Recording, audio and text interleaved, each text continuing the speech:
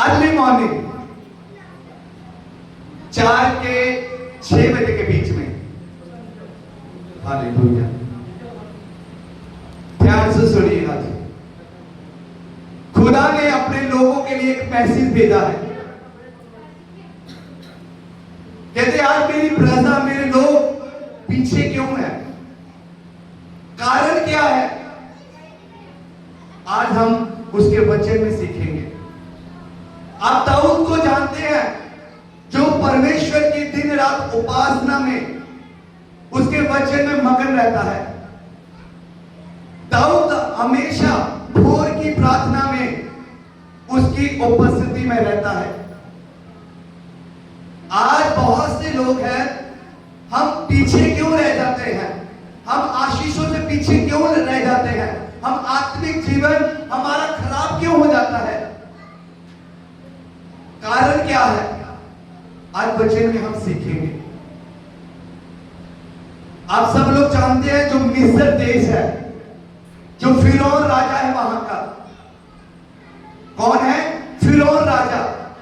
वो पूरे मिस्र के ऊपर राज कर रहा है। और उस मिस्र के अंदर एक देश और है, वो है कुशेन। कुछ लोगों को पता, कुछ लोगों को नहीं पता, पर आज आप वचन के जरिए आप समझेंगे। और जो फिरौन राजा है, उसके नीचे इजरायली बंधन में है, उसके कब्जे में है। पर क्यों है बंधन में? इजरायली लोग कौन है?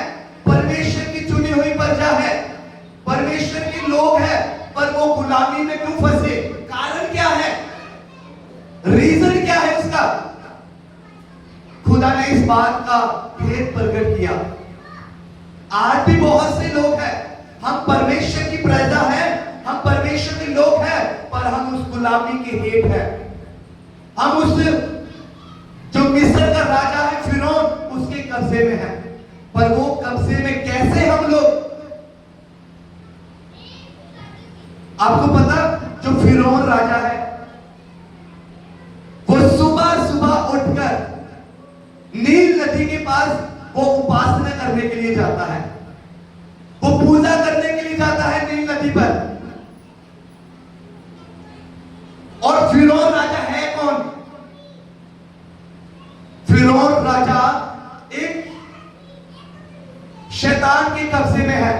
वो अपने आप को देवता समझता है, वो अपने आप को परमेश्वर जैसा समझता है।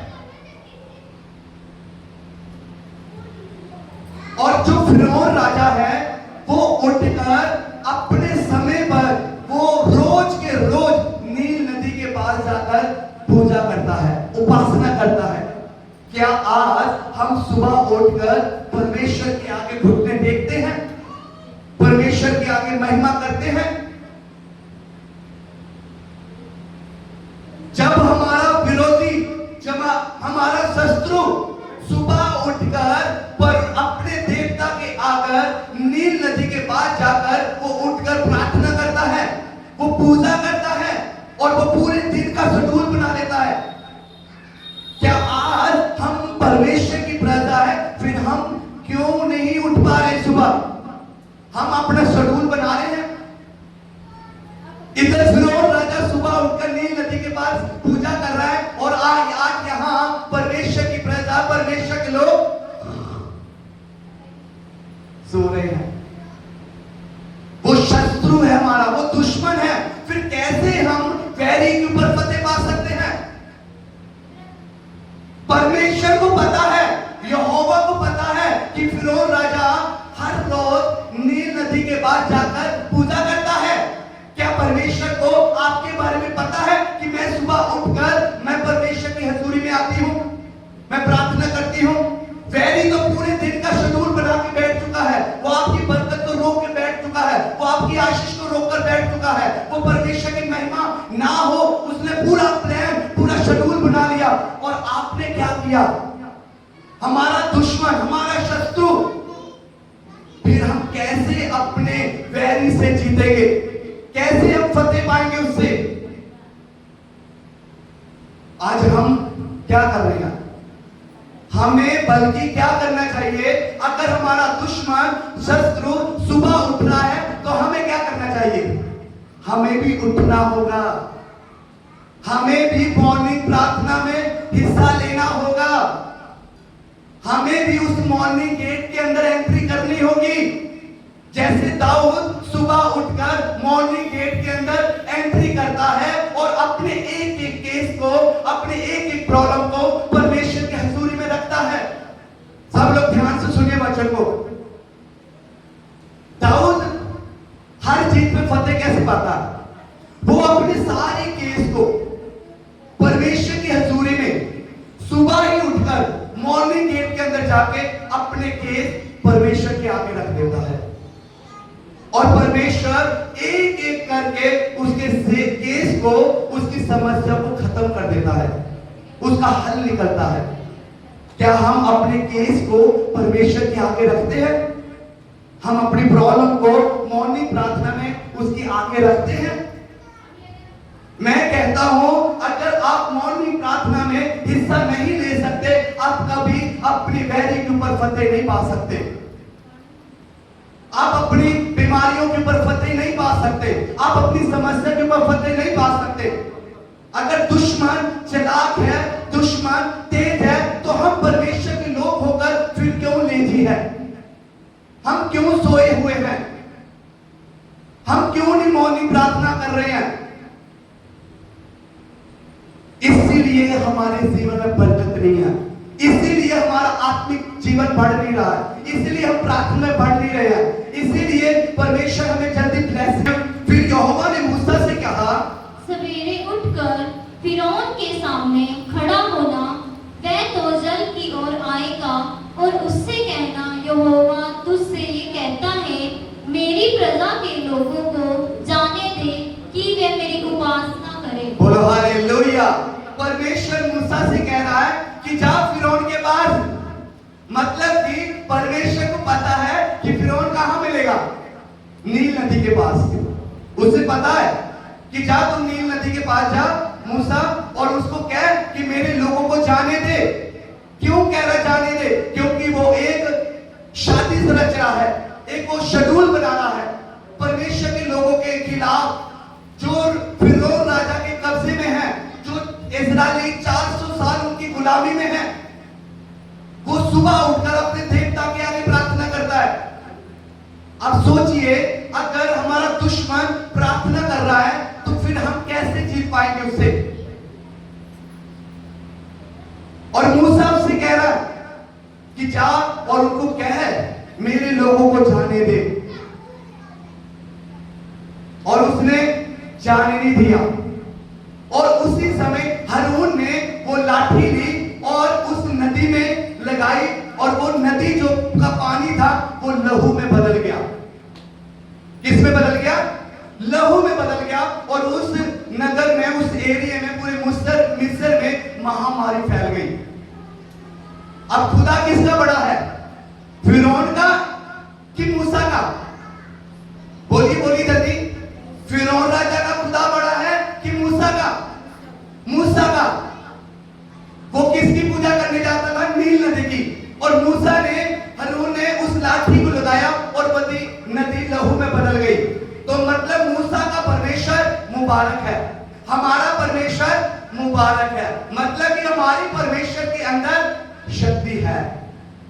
वो हमें वो देवताओं से भी छुड़ाने की शक्ति रखता है, वो हमें दुश्मन से भी छुड़ाने की शक्ति रखता है। अब बात वहां पर जब उसे पता चला कि फिरौन राजा को कि अब तो नील नदी के अंदर वो जो नदी है जिसकी वो पूजा करने जाता है वो लहू लहू हो गई है, लहू लहान हो गई है। अब ना वो पानी जो ना पीने के लिए नहीं है। अब वो सुबह सुबह एक और फिरौन उसकी भी उपासना करता है। एक की नहीं करता वो उपासना, और भी है सुबह सुबह जो रोज आता है, वो है सूरज, वो सूरज देवता। अब उसको पता चला नील नदी का जो पानी है जिसकी मैं पूजा करता हूं, उसने तो मेरी नाक कटवा दी। अब वो सूरज देवता के पास चले गया। आज भी दुनिया के लोग एक की उपासना नहीं करते। कोई इधर जाता है, कोई ऊंचाइयों पे जाता है, कोई गहराइयों पे जाता है, कोई पहाड़ पे चढ़ता है, कोई पेड़ों के नीचे करता है, कोई नदी के पास जाता है। वो कहता है यहां से नहीं, वहां से आराम मिल जाएगा। पर हमारा खुदा उससे भी बड़ा परमेश्वर है। बोलो हालेलुया। आज उनको पता है परमेश्वर को कि अब वो सूरज देवता के पास जाएगा। क्या परमेश्वर को आपके बारे में पता है कि आप संडे चर्च में हैं? आज हमारे परमेश्वर को पता होना चाहिए, हमारे दोस्तों को, हमारे रिश्तेदारों को, हमारे परिवार को पता होना चाहिए कि ये भाई संडे चर्च में मिलेगा। बड़ी अजीब बात है अगर हम संडे चर्च में ना मिले, हम काम कर रहे हैं, हम दुनिया का बोझ उठा रहे हैं और खुदावन यीशु आ जाए, फिर शायद हम नहीं जा पाएंगे। हमारे परिवारों को पता होना चाहिए, हमारे रिश्तेदारों को पता होना चाहिए कि ये बहन ये चर्च में मिलेंगे संडे। अगर परमेश्वर को फिरौन राजा के बारे में पता कि वो कहां मिलेगा, नील नदी के पास, हमारे बारे में भी पता होना चाहिए कि हम संडे कहां मिलेंगे, चर्च में मिलेंगे। हमारे दोस्तों को पता होना चाहिए कि हम चर्च में होंगे, क्योंकि जो वैरी है ना, जो दुश्मन है, वो संडे के दिन चर्च में विरोध के लिए आएंगे।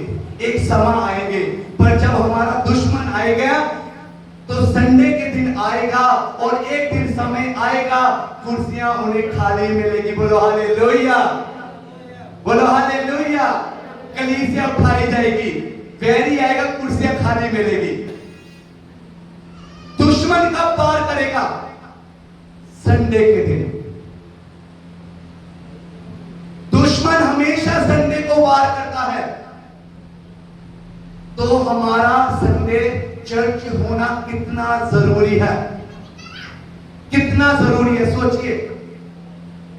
परमेश्वर ने उस मिस्र में 10 महामारी भेजी है। अभी तो मैं एक महामारी की बात कर रहा हूं कि नदी को उसने लहू में बदल दिया, पानी का खून में बदलना, मेढकों का प्रकोप, छोटे कीड़े का प्रकोप, मक्खियों का दल। पक्षी एक एक दो दो बंद कर दो, बाकी चलाओ।